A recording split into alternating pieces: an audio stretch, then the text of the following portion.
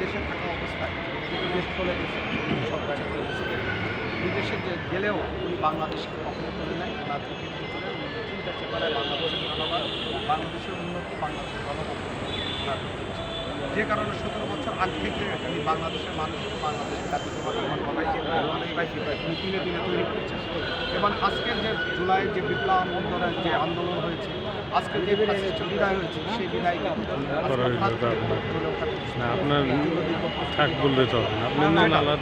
তারেক রহমানের নেতৃত্বে বাংলাদেশ জাতীয়তাবাদী সৈনিকরা সেটা করেছে।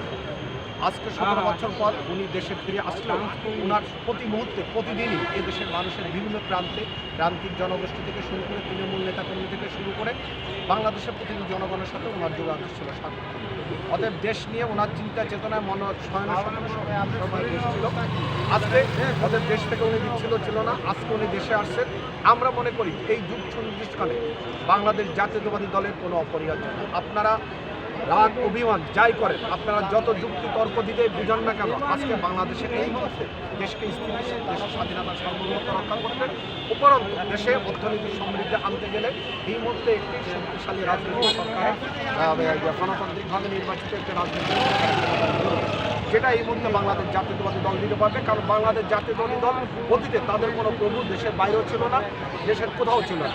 এ দেশের জনগণের মাটিও মানুষ, তাদের সবসময় চিন্তা ছিল মানে আমাদের জিয়ার রহমানের মূল মন্ত্র ছিল জনগণের সকল ক্ষমতা উৎসব। তাদের জনগণের ভালো মন্দ আমাদের সবসময় চেতনা। এবং এই মুহূর্তে বাংলাদেশের এই ক্রান্তিকালে আপনারা জানেন যখন বিএনপি বারবার বলছিল একটি নির্বাচন দ্রুতভাবে একটি গণতান্ত্রিক উপায়ে নির্বাচিত হয়ে একটা নির্বাচিত সরকারের ক্ষমতায়ন খুবই জরুরি, কেন বলছিল সেটা দেখছেন।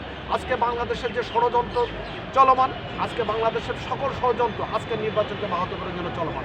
আজকে যে ওসমান হাবিব যে আজকে ওসমান হাবিবকে যে গুলি করা হয়েছে এটা কিন্তু তারই উদ্দেশ্য। অনেকগুলো ঘটনাই কিন্তু আজকে এখানে সম্মেলন করেছে। অতএব বিএনপি যে রাজনৈতিকভাবে দূরদর্শী, বিএনপি যে সমাজপ্রেমিক একটি রাজনৈতিক সংগঠন, সেটা কিন্তু বিএনপির চিন্তা চেতনা পোষণ করেছে। আজকে তারেক রহমানের এদেশে সুন্দরভাবে প্রত্যাবর্তনের মাধ্যমে আগামী দিনে বাংলাদেশে গণতন্ত্রের ভিত্তি যুদ্ধ হবে, সকল ষড়যন্ত্রের জাল ছিন্ন হবে এবং এই দেশে জনগণের সরকার একটি প্রতিষ্ঠা হবে এবং দেশ উন্নতির লক্ষ্যে এগিয়ে যাবে। আমরা সকলেই তারেক রহমানকে বরণ করে নেওয়ার জন্য আমরা বাংলাদেশের জাতীয়তাবাদী দল মত নির্বিশেষে সকল জনগোষ্ঠী আমরা ঐক্যবদ্ধ, আমরা উচ্ছ্বসিত। যেমনভাবে দেশনেত্রী বেগম খালেদা জিয়া আজকে বাংলাদেশের গণতন্ত্রের আশা আকাঙ্ক্ষারা প্রতীক হয়ে রয়েছে, তেমনিভাবে আগামী দিনের রাষ্ট্র পরিচালনার এবার আগামী দিনের সমস্ত আশা আকাঙ্ক্ষার কেন্দ্রবিন্দু হিসেবে জনাব তারেক রহমান আবির্ভূত হয়েছেন। ইনশাল্লাহ ওনার আগমনের মধ্য দিয়ে উনি সুস্থ থাকুক, বাংলাদেশের মানুষ সঠিকভাবে সিদ্ধান্ত নিক কারা দেশ পরিচালনা করবে। ইনশাল্লাহ ওনার হাত ধরে বাংলাদেশ শহীদ প্রেসিডেন্ট জিয়াউর রহমানের নেতৃত্বে যেভাবে এগিয়ে চলেছিল ওনার অসমাপ্ত কাজগুলি ওনার মাধ্যমে আগামী দিনে পূর্ণ হবে। ধন্যবাদ। বাংলাদেশ জিন্দাবাদ। ডক্টর সিনহা বাংলাদেশ জিন্দাবাদ। পুলিশের সকলকে দর্শক, আমরা এই সংক্ষিপ্ত সাক্ষাৎটি জাতীয় প্রেস ক্লাবের মধ্যে নিলাম এবং আমরা বিভিন্ন সময় এই ধরনের রাজনৈতিক নেতৃত্বের বিভিন্ন সময় বিভিন্ন বক্তব্য নিয়ে থাকি এবং আজকেও আমরা র্যাবের আলোচনা শেষে এই সংক্ষিপ্ত সাক্ষাৎটি জাতীয় প্রেস ক্লাবের মধ্যে গ্রহণ করলাম।